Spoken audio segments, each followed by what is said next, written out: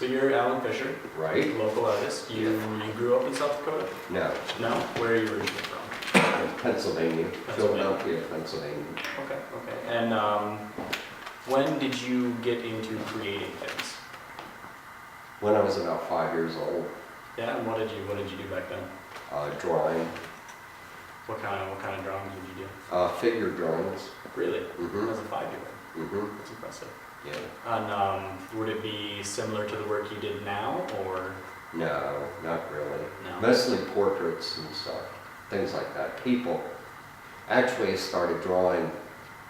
My parents used to take me to church, and to keep me quiet, they would give me some paper and pencils, and so then I got where I was drawing everybody around and I wasn't listening to what I was supposed to be listening to. And so then they forbid me to draw, and like that.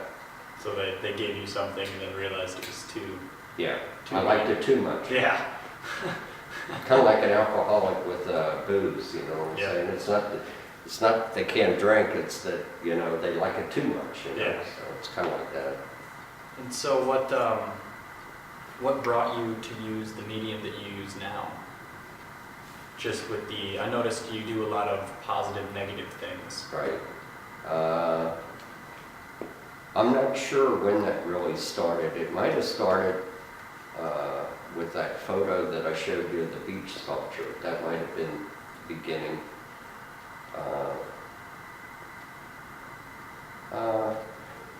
It started like maybe around 1975 or so, something like that. Yeah.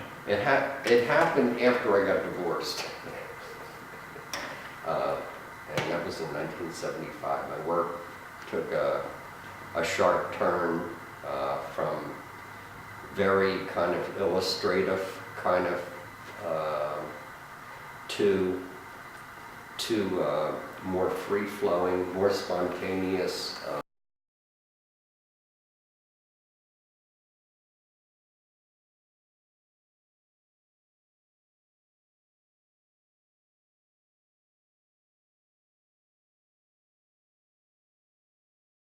Letters of resignation. Do you want me to read it to you? Sure. It's not that long. Letter of resignation. To draw means to give all. No withholding is possible. The best artists are those who give all. It is like love. The more you stir new sources, new energies. To hold back is an activity which withers, inhibits, and ultimately kills the seeds. The more I draw, the more I give, the more I love, the stronger grows the source. The artist is exposing himself in any form, ultimately as we do in love, but it is a risk we must take. To stay means simply to wither, to put in time in an institution like the military for benefits and retirement. I don't want to look forward to retirement. I want to live, to feel, to create, to be compensated for the magic I create. I welcome motivation and challenge. I also welcome risk, for without it there is no growth. My reasons for resignation are not external, but rather internal. The time is right to move on, to take a stab at the real world. I am grateful for the shelter state government provided during my development and for the opportunity to express myself. And some of this was paraphrased from the 4th editions of the Diary of Ani Nini. So that was the end of being an illustrator. Then I went to work for myself, and I worked for like advertising companies and stuff like that as a freelance illustrator and designer for a couple of years. I did a lot of that work, and then I worked for an advertising company out of Knoxville, Tennessee. I moved from Atlanta up to the mountains, and I worked there for 6 months or so, and they transferred me to a place called Bristol, Tennessee. And in Bristol, that's when I started really doing a lot more sculpture. I worked with a fellow that went to, was teaching sculpture at Virginia Intermont in Bristol. And I enrolled in night classes and just audited the courses because I wanted to go there and use the materials. And some of the pieces, let's see, I cast this piece here and that piece there, those two, some other pieces, older pieces. And I really fell in love with sculpture. There's something about working, doing casting,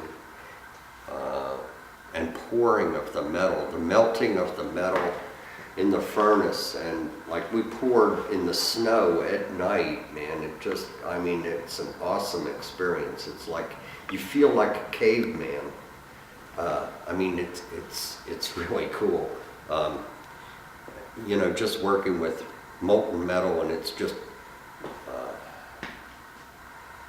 it's just awesome, you know, and you pour it into the mold, you know, yourself, you're doing it, you know, actually pouring, it's really cool. And then, like, after you let it cool for about an hour or so outside, you can crack the mold open, and the feeling is like a young child on Christmas morning opening up his packages, man, you know what I'm saying, under the tree. It's just this rush, man, of like, you know, you don't know what the hell you're going to get. I mean, it could flop, it could, you have no idea how it's going to turn out. But, and I have never experienced anything like that in, say, drawing or painting or collage, or there's just, you know, it's just different. There's nothing like that. It's awesome. Yeah. So. And that was probably, let's see, that was the early 80s. And I've been doing sculpture ever since, almost every day. And in many states, I've lived in 12 or 13 different states. This piece right here, this wooden piece, The Great Escape, I call it. And the corner piece, the one that's over there with all the mixed materials in the corner, and the brick one up on the, it's really styrofoam. It's painted styrofoam with, but all those three, well actually, and the forced relationship were all done in graduate school in Radford, Virginia. And so I had to pack them up and bring them here. And I have another life-size aluminum sculpture that's in Madison, but it's in somebody's house. So carrying artwork is a real pain in the ass, man, you know, a sculpture, because it's different. Like, that's one thing about the digital thing. It's not that much, man, you know. You don't have to worry about it, no matter where you moved or whatever. You can take your discs with you and all that kind of stuff, you know. But with sculpture, it presents a real problem. Like, if I was to leave and want to go to another state, I have to think about everything in this room. Where the hell am I going to put this shit, you know? In one sense, it's, you know, I used to have a studio downtown at where the brick house is now. I don't know whether y'all know where that is. You know where the brick house is? Yeah, the brick house, Art Gallery? Yeah. That used to be my studio downtown from 98 to 2001. And then I decided that I could build the same size. This studio is the same size as that one down there. But I could, the things that were wrong with the studio, I could improve here, like the 12 by 12 door, and you can just drive in on the cement floor.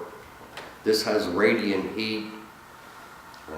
That old studio had like a gas furnace that was up in the wall. The windows were really bad. They used to be really bad. John Hunter has repaired all the windows. They're new windows now, but they used to have bullet holes in it and shit, man. So, and it had no insulation, so that you'd heat the place. The rent was cheap. It was like $225 a month for that space. It was good, but heating and air conditioning. And the air conditioner was behind the damn bathroom or whatever, so that you could run the air conditioner 24 hours a day and it wouldn't cool the space. So as a matter of fact, this sculpture right here in the clay, in October, I had it up on in a pedestal. I had it, and it had a 6x6 skylight, and from the sun, I went in the morning and the sculpture had melted and fell on the floor, man, you know, and I had to redo it and shit, you know, so. But Have you had a lot of sculptures break on you? something usually almost goes wrong with every one of them, you know. Like I told you about that little one over there. Yeah. But this was, this one, when I brought it, I started it on the East Coast, and when I brought the clay model, the one that was in the aquarium, I don't know whether you can shoot that okay, but I think you'd get a better angle from right there. yeah, you We'll shoot it later. this side over here. But the clay model, anyhow, when I brought it across the country, it melted, and I had to redo the whole bottom half. Trying to think of other things that went wrong. Not every piece is that way, you know, some work out okay, but sometimes you have some kind of damn disaster.